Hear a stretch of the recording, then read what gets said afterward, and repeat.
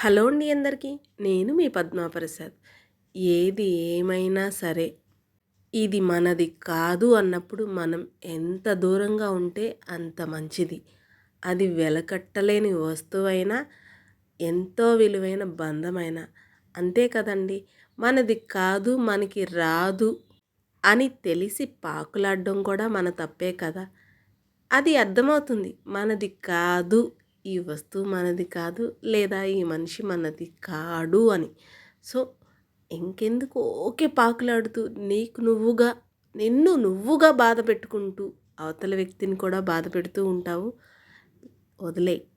స్వేచ్ఛగా వదిలేయి. వాళ్ళకు కూడా అర్థం అవ్వాలి కదా! నువ్వు పట్టుకున్నంత కాలం నీ విలువ వాళ్ళకి తెలీదు. వదిలి చూడు ఒక్కసారి, అప్పుడు తెలుస్తుంది. కాకపోతే అప్పటికి కొంచెం లేట్ అవుతుంది. తప్పదు మరి.